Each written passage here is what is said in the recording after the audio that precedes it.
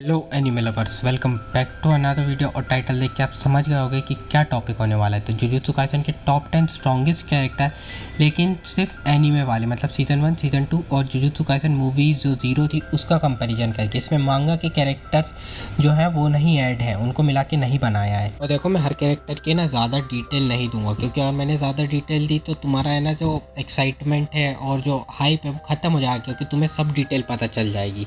तो इसलिए मैं ज़्यादा नहीं दूंगा, नहीं तो फिर तुम लोग है ना गाली दोगे कि साले स्पॉइलर दे दिए, जबकि मैंने शुरू में स्पॉइलर अलर्ट दिया है। लेकिन तुम लोग उसके बाद भी कमेंट में मेरे को पता है गाली दोगे, ठीक है। और मैं वीडियो फटाफट से चालू करता हूँ, है ना, वरना तुम लोग भाग जाते हो। एक तो 15 सेकंड की वीडियो देखोगे भी नहीं, 10 सेकंड में भाग जाओगे और फिर गाली दोगे वापस से कमेंट में कि भाई इतना टाइम पास क्यों करता है। तो चलो टाइम पास करते हैं बंद और फटाफट से उल्टी गिनती करते हैं चालू। तो नंबर 10 पे आता है हमारा ओई टोटो, जिसको हमने सीज़न 1 में और जुजुत्सु काइसेन मूवी ज़ीरो में देखा था, जो कि एक ग्रेड 1 का सॉर्सरर है और वो एक नॉर्थ सॉर्सरर फैमिली से बिलोंग करता है। और हमने इसकी पावर देखी है कि फिजिकली भाई कितना पावरफुल रहता है, मतलब बहुत ही ज़्यादा पावरफुल। हमने देखा था टूडो को जो है बहुत ही जुजुत्सु अच्छे से आता था और उसने यूजी को ब्लैक फ्लैश के बारे में बताया था और उसे उसके बारे में सिखाया था। और हमने ये भी देखा था कि उसने कैसे हानामी के अगेंस्ट, जिसको अच्छे सॉर्सरर इसके अगेंस्ट नहीं टिक पा रहे थे, उसने इटाडोरी के साथ पार्टनर किया था और उसके बाद उस हानामी को रोका था, मतलब उसे एक टक्कर की फाइट दी थी। ये भी हमने देखा था। तो इस लिस्ट में हमारा जो टोटो है वो नंबर 10 पे है। अब हमारी लिस्ट में नंबर 9 पे है केंटो नानामी, जो कि ग्रेड 1 का सॉर्सरर रहता है और गोजो और गेतो के अंडर में रह चुका है। और इसने, मैं ये भी बता दूं कि इसने इसकी जो जॉब थी वो छोड़ दी थी, एक सैलरी मैन बन गया था, लेकिन उसके बाद ये वापस आ गया था जुजुत्सु में। तो नानामी को हमने देखा है वो एक एक्सेप्शनल जुजुत्सु सॉर्सरर रहता है। जो उसका ओपोनेंट रहता है माहितो, क्योंकि स्पेशल ग्रेट कस स्पिरिट रहती है, उसने भी नानामी को एक्नॉलेज किया था कि नहीं भाई ये बंदे में कुछ तो है। और इटाडोरी से पहले ना नानामी का रिकॉर्ड था सबसे ज़्यादा कंटिन्यूसली ब्लैक फ्लैशेस मारने का। और हमने नानामी की टेक्निक भी देखी है कि भाई वो कैसे एक 7:3 रेशो मेथड में उसकी भाई जो टारगेट है उस पर 10 लाइन आ जाती है, जिसमें से एक जो लाइन है वो एनिमी का वीक पॉइंट बताता है।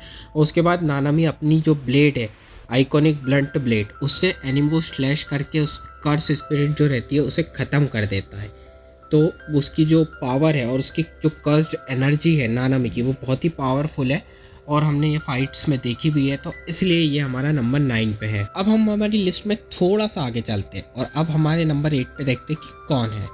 तो नंबर 8 पे हम देखते हैं कि हमारा हानामी रहता है, जो कि एक स्पेशल ग्रेट कर्स रहता है, जिसको हमने सीजन 1 में देखा था। हमने हानामी की स्ट्रेंथ देखी है और वो लगभग जोगो की स्ट्रेंथ से और कर्स्ड एनर्जी से मैच करती है। हमने देखा है हानामी के पास एक एबिलिटी भी रहती है जिसमें वो कर्स प्लांट्स को रियलिटी में मैनिफेस्ट कर देता है। ऊपर से वो बग्स भी छोड़ता है जिसमें उसकी कर्स्ड एनर्जी रहती है और उसके टारगेट को जब वो बग्स लगती है तो उन्हें वीक कर देती है। और यही नहीं, हानामी के पास एक एबिलिटी भी रहती है कि वो प्लांट के थ्रू भाई अक्रॉस मूव कर लेता है, जिससे उसकी जो प्रेजेंस है वो एकदम गायब हो जाती है और उसे ट्रैक डाउन करना काफ़ी मुश्किल हो जाता है। और हानामी की एबिलिटी देख के गोजो ने भी भाई कमेंट करा था, मतलब सोचा था कि भाई अगर ये ऐसा स्ट्रॉन्ग बनता गया तो ये जो जोगो है, गोजो नहीं, जो जोगो है उसे भी सरपास कर देगा। और हम लोगों ने सीजन 1 में हानामी की फाइट देखी थी और हम पता लगा सकते हैं वो कितना पावरफुल है। तो उसकी पावर की वजह से वो यहाँ पे नंबर 8 पे आता है। हम चलते हैं हमारी लिस्ट में नंबर 7 की तरफ और हमारे नंबर 7 में आता है जोगो। अब तुम लोग ये मत बोलना कि भाई जोगो और गोजो की जब फाइट हुई थी तो भाई गोजो ने तो उसको ऐसा बिल्कुल बच्चों की तरह मारा था। अब वो जोगो की किस्मत खराब थी कि उसके जो भाई मैच हुआ, उसकी जो फाइट हो गई वो गोजो से हो गई, जो कि ऑब्वियसली स्ट्रॉन्गेस्ट है। तो अब वो तुम देखोगे तो उस हिसाब से तो भाई जोगो कुछ नहीं लगता, बट ओवरऑल जोगो नंबर 7 पे आता है। तो जोगो जो है वो भी एक स्पेशल ग्रेट कर्स है, ठीक है। और उसके पास जो है कर्सेस ऑफ वोल्केनोस और फायर रिलेटेड नेचुरल डिजास्टर के कर्स है। और भाई उसको अगर हम देखे जाए तो उसमें इमेंस कस्ट एनर्जी है, जो कि ये मानो कि 9 फिंगर, जो सुकुना की 9 फिंगर है उसके बराबर। और जोगो ने जो है भाई वो काफ़ी ज़्यादा एक्सपीरियंस्ड है और उसने अपना जो टमान एक्सपांशन है वो भी काफ़ी पहले ही मास्टर कर लिया था, जिसकी वजह से वो उसे इतना स्ट्रॉन्ग बनाता है। और अब चलते हैं हम हमारी लिस्ट में नंबर 6 की तरफ। तो हमारे 6 में आता है माहितो, जिसको हम लोग बहुत ही अच्छे से जानते हैं, हम लोग क्या सभी लोग, और काफ़ी ज़्यादा हेटेड कैरेक्टर भी ये रहा है और पर भाई भले कितना भी तुम हेट कर रहे हो, लेकिन तुम ये डिनाई नहीं कर सकते कि वो एक वीक कर्स है, वो बहुत ही स्ट्रॉन्ग कर्स है माइतो। और ये एक स्पेशल ग्रेट कर्स है जो कि जो मैनिफेस्ट हुआ है, मतलब ये जो कर्स जो मैनिफेस्ट हुआ है ये ह्यूमैनिटी की जो हेट्रेड है ना उसके बेस्ड पे ये आया था ये कर्स। और ऐसा भी कहते हैं कि इसकी जो स्ट्रेंथ है इसने बहुत ही शॉर्ट पीरियड में भाई डेवलप कर ली थी। और यही नहीं, इसकी अगर आज की तारीख में इसकी स्ट्रेंथ हम देखें तो सुकुना की थ्री फिंगर सुकुना के बराबर ये स्ट्रांग है। और हमने देखा था कि जब माहितो नानामी और इटाडोरी से जब लड़ रहा था तो नानामी ने उसे छिड़क कर दी, हम सब ने देखा कि नानामी थे। लेकिन ये भी हमने देखा था कि उसने भाई कितना फाइट बैक, माहितो ने कितना फाइट बैक करा। और अगर सुकुना का जो है बीच में इंटरवेंशन नहीं होता तो वो लगभग दोनों को निपटा देता, इटाडोरी और नानामी को दोनों को निपटा देता। वो इतना स्ट्रॉन्ग था या है। तो हमने माहितो की एबिलिटी भी देखी कि उसकी एबिलिटी है आइडल ट्रांसफिगरेशन, जो मतलब कि अगर वो किसी भी इंसान की सोल टच करता है तो उसे वो उसका सोल का शेप ही चेंज कर देता है। और उसका डोमेन एक्सपांशन भी बहुत पावरफुल है। जैसे वो डोमेन एक्सपांशन खोलता है तो उसके आसपास उसके डोमेन एक्सपांशन में जितने भी कांटेक्ट में आते हैं सब पर्सन, वो उन सब की सोल को चेंज कर सकता है और ट्रांसफिगर कर सकता है। ये हमने देखा है कि उसने कैसे एक इंसान की सोल को चेंज करके एक जानवर बना दिया था। तो बहुत मतलब इसकी बहुत अजीब सी एक वो है एबिलिटी और काफ़ी हेटेड है। तो बट उसकी स्ट्रॉन्गेस्ट मतलब उसकी पावर की वजह से उसे थ्री फिंगर सुकुना की पावर भी देखी जाती है कि भाई वो इतना स्ट्रांग है। और जिस तरीके के उसके पावर्स हैं उस हिसाब से नंबर 6 पे आता है। तो अब हमने लोवेस्ट 5 तो देख लिए, मतलब 10, 9, 8, 7 एंड 6, ये 5 कैरेक्टर तो अब देख लिए। अब हम देखेंगे टॉप 5 में कौन है, इस टॉप 10 की लिस्ट में टॉप 5 में कौन कौन है। तो बेसिकली मैं इतना कह सकता हूँ कि आप सब इनके बारे में बहुत ही अच्छे से जानते हैं, तो मैं ज़्यादा एक्सप्लेन नहीं करूँगा इन टॉप 5 के बारे में, क्योंकि देखा हुआ है हम लोगों ने कि वो कितने पावरफुल है। तो चलो फटाफट से हम टॉप 5 पे चलते हैं। तो लिस्ट में नंबर 5 पे है हमारा गेतो। तो गेतो को आप सबको जानते हैं, वो क्या था उसका भी हमने पास्ट आर्क जो चल रहा था उसमें हमने देखा है कि वो कैसे अलग हो गया हमारे गोजो से। और उसको फिर हमने जुजुत्सु काइसन ज़ीरो मूवी में देखा था कि वो कितना स्ट्रॉन्गेस्ट बन के आया था। मतलब अगर तुम देखो उसका पास्ट आर्क और जुजुत्सु काइसन मूवी ज़ीरो में, तो उसने अपना कितना कैरेक्टर डेवलपमेंट करा, वो कितना स्ट्रॉन्गेस्ट बना। और ऐसा हमने उसकी एबिलिटी पता है कि वो कर्स मैनिपुलेशन है, वो कर्स जो है उन सबको खा लेता है, उनको अपने अंदर एब्जॉर्ब कर लेता है और फिर उन्हें कंट्रोल भी कर सकता है। और ऐसा कहते हैं कि उसके पास 4461 कर्स्ड सोल्स जो है उसके पास हैं और वो उसके कंट्रोल में है। तो आप समझ जाओ भाई वो कितना पावरफुल है। और जब गोजो और गेतो जब साथ में थे तो ये दोनों स्ट्रॉन्गेस्ट कैरेक्टर थे, मतलब he was on the level with Gojo की लेवल का स्ट्रॉन्ग था। बट उसके बाद वो चले गया, वो अलग हो गया और फिर वो पूरी स्टोरी आपको पता है। उसके बाद से Gojo is the only one strongest. तो बट इसकी स्ट्रॉन्गेस्ट और इसकी पावर के हिसाब से ये हमारा नंबर 5 पे आता है गेतो। अब आते हैं हम हमारी लिस्ट में नंबर 4 पे, और नंबर 4 पे है रीका। हाँ, जिसको हमने जुजुत्सु काइसन मूवी ज़ीरो में देखा था और जिसको टाइटल है क्वीन ऑफ कर्सेस। जैसे सुकुना को किंग ऑफ कर्सेस बोलते हैं, तो जो रीका थी उसको क्वीन ऑफ कर्सेस बोलते थे। तो हमें पता है रीका का पास्ट क्या था। उसकी जब डेथ हो गई थी उसके बाद वो एक वेंजनफुल स्पिरिट में बदल गई और तब से वो जो यूता था उसको हमेशा उसने प्रोटेक्ट करा। लेकिन उसके बाद यूता जुजुत्सु हाई गया, उसके बाद उसने इस कर्स के रीका के बारे में जाना और उसके बाद उससे अंदर कंट्रोल करना। वरना रीका हमेशा उसके आसपास घूमा करती थी और हमेशा यूता को प्रोटेक्ट करती थी। और रीका की पावर की वजह से ही जो यूता है, या मैं कहूँ दोनों ने मिलके एक दूसरे की पावर का यूज़ करके ही गेतो को हराया था। गेतो ने जब अपने पूरी 4000 स्पिरिट्स की पावर एक साथ लगा दी थी उसके बाद भी भाई इन दोनों ने मिलके उसे हरा दिया था। तो समझ जाओ गेतो के पास इतनी पावर थी लेकिन उसके बावजूद भी हरा दिया। तो रीका कितनी पावरफुल है। तो इस वजह से नंबर 4 पे। अब हमारी लिस्ट में टॉप 3 में आ चुके हैं। तो हम नंबर 3 पे आता है हमारा यूता। हमने यूता को पहली बार देखा था जुजुत्सु काइसन मूवी ज़ीरो में, जिसको भाई ऑलरेडी शुरू में ही एक स्पेशल सॉर्सरर बोल दिया था, जबकि उसके पास कोई एक्सपीरियंस नहीं था। लेकिन उसकी जो कर्स्ड एनर्जी थी वो इतनी पावरफुल थी जिसकी वजह से वो सीधा स्पेशल सॉर्सरर में आता था, स्पेशल ग्रेड में। जैसा मैंने जब रीका का बता रहा था कि रीका और यूता एक दूसरे की पावर शेयर करते। तो रीका इतनी पावरफुल सिर्फ यूता की वजह से थी, क्योंकि जो यूता की कर्स्ड एनर्जी थी वो ऑलरेडी इतनी पावरफुल थी, जिसकी वजह से रीका खुद उसकी कर्स्ड एनर्जी की वजह से इतनी पावरफुल रही और क्वीन ऑफ कर्सेस कहलाई। हमने देखा था कि जो यूता उसको सब लोग एक्नॉलेज करते थे क्योंकि वो इतना स्ट्रांग था, तो उसकी सब रिस्पेक्ट भी करते थे। और ये बात गोजो ने भी एक्नॉलेज करी थी कि यार यूता जो है उसमें पोटेंशियल है कि वो मेरे लेवल का, मतलब गोजो के खुद के लेवल के सॉर्सरर बनने की दम रखता है। तो तुम समझ जाओ कि यूता की कर्स्ड एनर्जी कितनी ज़्यादा थी। जब यूता ने, हमने देखा था कि जब यूता ने रीका को उसकी कर्स्ड जो है उस कर्ज से उसको जब फ्री कर दिया था, उसे आफ्टर लाइफ में भेज दिया था, उसके बाद उसने खुद को इतना डेवलप कर दिया कि वो सब मोस्ट पावरफुल, मतलब one of the most powerful कहलाने लगा। और फियर्ड मतलब हर कोई उस सॉर्सरर से डरता था, वो ऐसा बन चुका था। तो इसलिए वो इतना स्ट्रॉन्गेस्ट है और हमारी लिस्ट में नंबर 3 पे भी है। तो अब आते हैं हम हमारी लिस्ट में नंबर 2 पे। तो तुम सबको पता ही है कौन आने वाला है और तुमने देख भी लिया है। तो हाँ, सुकुना इज ऑन नंबर 2। और आप लोग अच्छे से जानते हैं कि सुकुना क्या है, क्या ही कैरेक्टर है, मतलब खतरनाक, एकदम खतरनाक। और उसे किंग ऑफ कर्सेस भी बोला जाता है।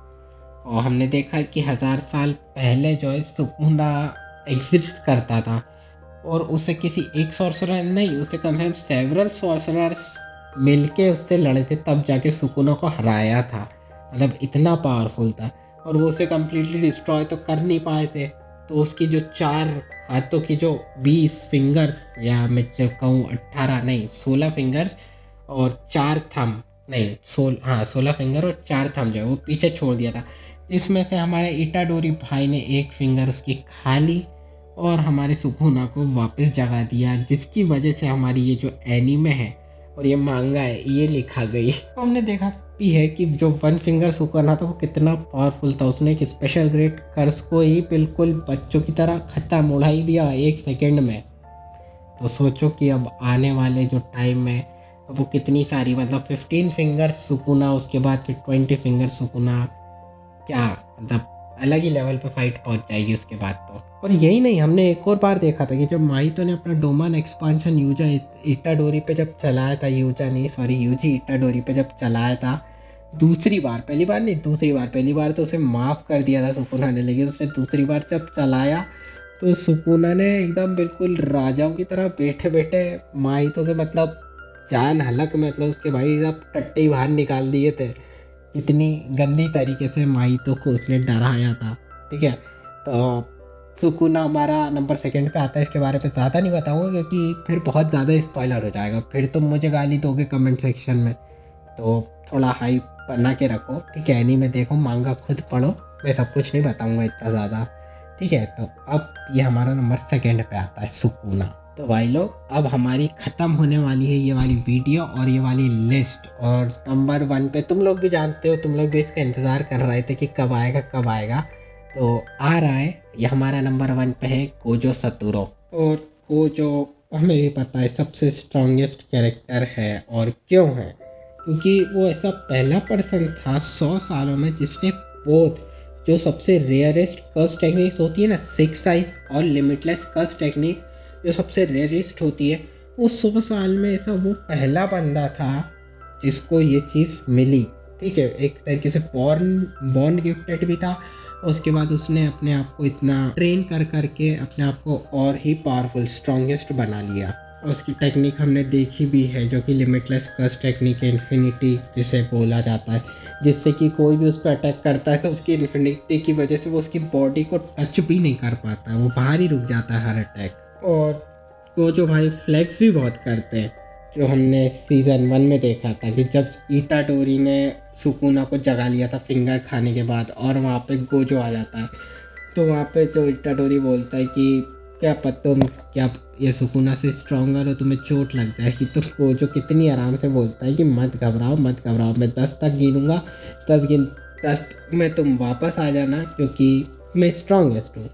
ठीक है, वो अपने आप को ऑलरेडी सुकुना के सामने बताता है कि मत घबरा भाई, मैं तेरे से ज़्यादा स्ट्रॉन्गेस्ट हूँ, और ऊपर से अभी तो तू 1 फिंगर है, तो तू भूल ही जा, मेरे से तो जीतेगा। अब ये स्ट्रॉन्गेस्ट और फ्लेक्सिंग से थोड़ा हटके भी आते हैं, तो वो फिज़िकली मतलब फिज़िकली भी वो बहुत वो जो हमारा स्ट्रॉन्ग है काफ़ी ज़्यादा, और साथ ही साथ इंटेलिजेंट है। खैर बचपना भी है उसमें, लेकिन इंटेलिजेंट भी उतना ही है। अगर कोई भी एनिमे आता है तो वो उसकी टेक्निक पहले जानता है कि उसकी टेक्निक क्या है, क्या सोच रहा है, किस तरीके का अटैक कर सकता है, और उसके बाद गोजो भाई अपनी पावर यूज़ करते हैं और धूम मचाते हैं। और हमने उसका स्ट्रॉन्गेस्ट हमने देखा था कि गेतो भाई ने उसे लिटरली, गेतो नहीं सॉरी, हमारे टोजी भाई ने उसे मार दिया था, मतलब बिल्कुल ख़त्म पे कर दिया था। लेकिन हमारे गोजो भाई ने कमबैक करा और कैसे टोजी भाई की बुंड फाड़ दी, है ना। तो इसलिए वो स्ट्रॉन्गेस्ट भी है और हमारी लिस्ट में नंबर 1 पे भी है। तो इसी के साथ हमारे टॉप 10 जो स्ट्रॉन्गेस्ट कैरेक्टर हैं उनकी लिस्ट यहाँ पे ख़त्म होती है और ये वीडियो भी यहाँ पे ख़त्म होती है। तो ये जो लिस्ट थी ये मैंने आपको शुरू में बता दिया था कि सीज़न 1 सीज़न 2 का जो गोजो का पास्ट आर्क है वो, और हमारी जुजुत्सु काइसन मूवी ज़ीरो, इन तीनों को कंपैरिजन करके ये वाली लिस्ट मैंने निकाली है कि कौन टॉप 10 है। हालांकि और भी अभी हम लोग आगे जाएंगे, शिबू आर्क आएगा, आगे हम मांगा देखेंगे, एनीमे जब आएगा सीज़न 3 तो और भी काफ़ी स्ट्रॉन्गेस्ट कैरेक्टर्स आएंगे, तो तब मैं उनका बनाऊंगा कि उस टाइम के कौन से स्ट्रॉन्गेस्ट कैरेक्टर हैं। तो अभी तक के ये स्ट्रॉन्गेस्ट कैरेक्टर हैं, तो ये सारे तुम देख लो, इनकी पावर जान लो। और मैंने जैसा कि बोला है मैं ज़्यादा कुछ नहीं बताया है, वरना तुम लोग को ये फिर गाली देना चालू करोगे कि इतना स्पॉइलर मत दे भाई, हमारा पूरा दिमाग ख़राब हो जाएगा, ठीक है। तो इसलिए मैंने थोड़ा थोड़ा बेसिक चीज़ें तुम्हें बताई है इनके बारे में, और बाकी तो तुम लोगों ने अगर देखा होगा एनीमे तो तुम्हें पता है कौन कितना क्या है।